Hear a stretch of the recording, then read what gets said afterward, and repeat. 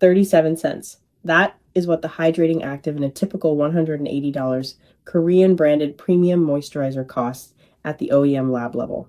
The rest of that price tag pays for imported packaging, a sole flagship boutique you will never visit, and a marketing campaign built on the phrase traditional Korean beauty wisdom. 5 brands in this category have spent the last decade writing that language. 2 have been quietly doing something entirely different. Today, that gap gets measured. 5 Korean skincare brands ranked by whether your money reaches the formulation or stops at the logo. Some of these names are in every Sephora on the Eastern Seaboard. Others are still filtering through our Asian beauty. By the end of this ranking, you will know exactly which ones have earned the phrase buy it for life and which ones borrowed it from a marketing brief. Starting at number 5, with a brand whose ingredient list tells a very different story from its shelf positioning. Number 5, Sowasu establishes the pattern. This ranking is built to expose a 60 milliliter jar of the concentrated ginseng renewing cream retails between $220 and $280 depending on the retailer. The active compound this line is built on, ginsenoside extracted from white ginseng root, is available to contract manufacturers at a wholesale cost that places the functional ingredient fraction of this product well below $8 per unit in a formulation of this size. Sowasu operates under Amori Pacific Corporation, the Seoul-based conglomerate that also controls Innisfree, Laneige, IOPE, Etude, and several additional mid-tier lines that share formulation infrastructure and, in documented cases, OEM manufacturing capacity with their premium siblings. Amori Pacific reported a gross margin above 60% across its prestige tier in publicly available annual filings. What that margin funds is not the ginseng concentration. Independent INCI analysis of the concentrated ginseng renewing cream places ginsenosides well down the ingredient list, below several humectants and emollients that are standard across price tiers. The ginseng is present. It is not present at a level that distinguishes this product from mid-tier formulations within the same conglomerate at a third of the price. The result? You are not buying a ginseng-dense therapeutic concentrate. You are buying the porcelain aesthetic, the heritage narrative, and 60 years of Amori Pacific prestige tier brand architecture. Sowasu represents a real markup, but within the structure of premium Korean conglomerates, this is where the pattern only begins. Number 4, SK2 takes the conglomerate pricing model further. The iconic facial treatment essence, a 230 milliliter bottle, retails between $185 and $230. Its foundational active, Pitera, is a yeast fermentation filtrate, specifically galactomyces ferment filtrate, which Procter & Gamble, the parent company of SK2 since 1991, holds intellectual property around under licensing structures that predate most of the K-beauty boom. That corporate detail matters because Procter & Gamble is not a Korean beauty company. SK2 operates as a Japanese origin brand under a U.S. multinational holding, not under Korean MFDS regulatory oversight in the way independent Korean brands are. Yet, SK2 is routinely grouped into premium Asian skincare comparisons, and its pricing reflects Procter & Gamble's prestige consumer goods margin architecture. P&G's beauty segment has historically operated with gross margins in the range of 55% to 65%. The manufacturing cost per unit for the facial treatment essence, which is essentially a high galactomyces concentration watery essence, is estimated within the OEM industry at between $9 and $14 per unit for the 230 milliliter size. The galactomyces ferment filtrate itself is listed first on the INCI, which is genuinely notable, but the retail price is not set by that concentration level. It is set by a licensing and distribution architecture that passes its costs to the consumer at every point in the chain. Verdict: the active is real, the concentration is high, but the price is a multinational prestige margin, not a formulation premium. If you think a conglomerate markup on a legitimate active is the outer edge of what this ranking uncovers, the next brand introduces a layer that goes further into the machine. Number 3. La Prairie marks the most concentrated example of brand-driven markup in this entire list. The Skin Caviar Luxe Cream, a 50 milliliter jar, retails between $350 and $440. The brand's hero claim is caviar extract, specifically sturgeon caviar cellular complex. La Prairie operates under Beiersdorf AG, the Hamburg-based conglomerate that also owns Nivea. Beiersdorf's prestige division, which houses La Prairie, operates at gross margins that Beiersdorf's publicly filed annual reports place consistently above 65% for the luxury tier. The caviar extract in the La Prairie formulation is a documented ingredient. What independent cosmetic chemists have noted in peer-reviewed formulation analyses is that the therapeutic differentiation between a well-formulated ceramide and peptide moisturizer at $30 and this product is not supported by published clinical evidence specific to the La Prairie formula.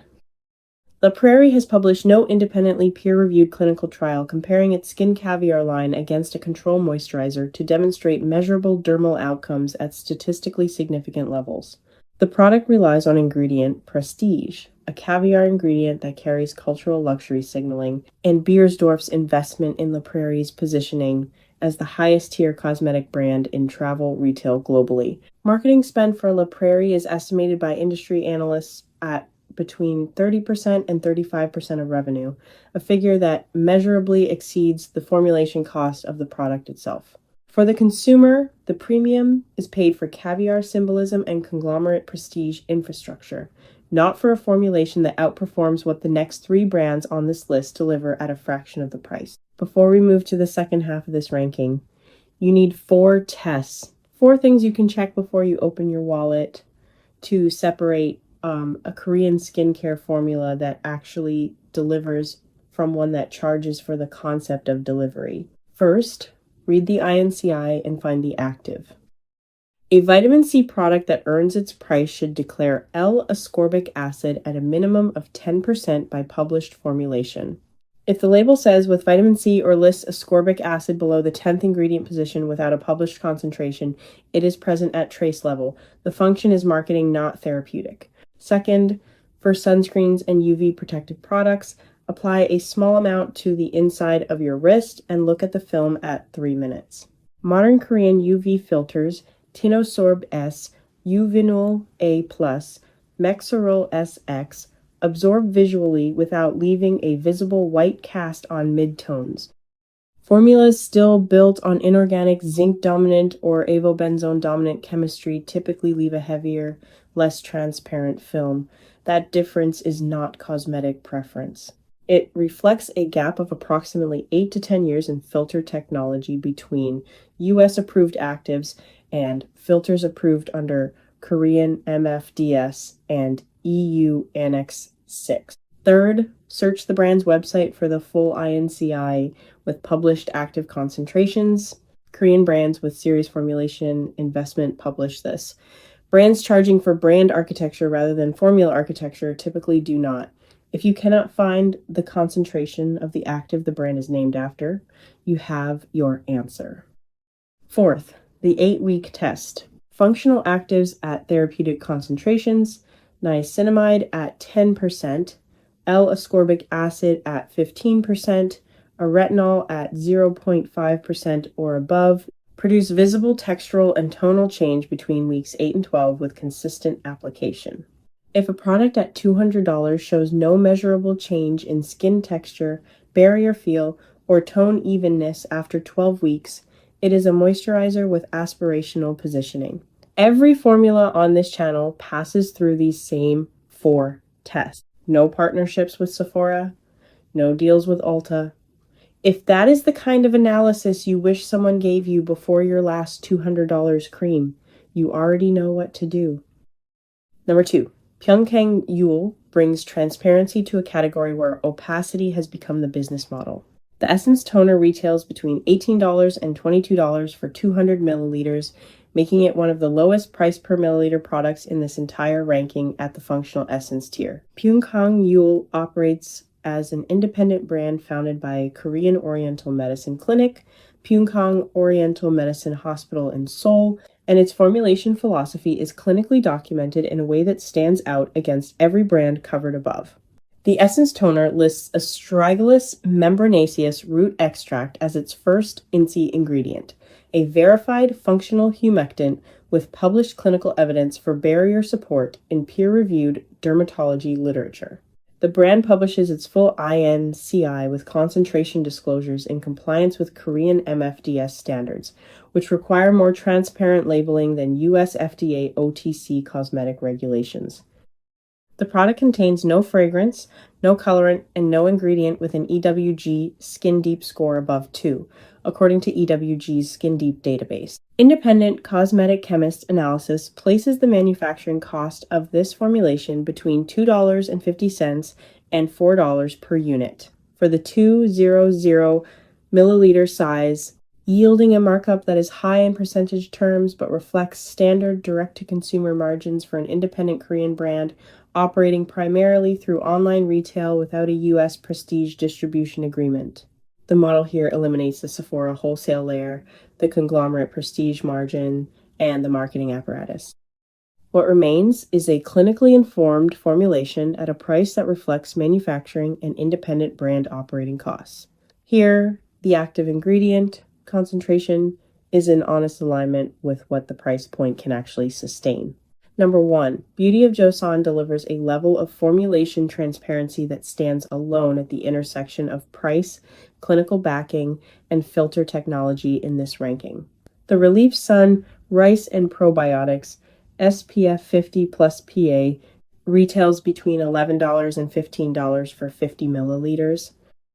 That product holds Korean MFDS approval for its UV filter combination, which includes Tinosorb S and Uvinol A plus alongside a zinc oxide co-filter, a 3-filter architecture that is not available in FDA-approved U.S. sunscreen formulations as of the current regulatory period.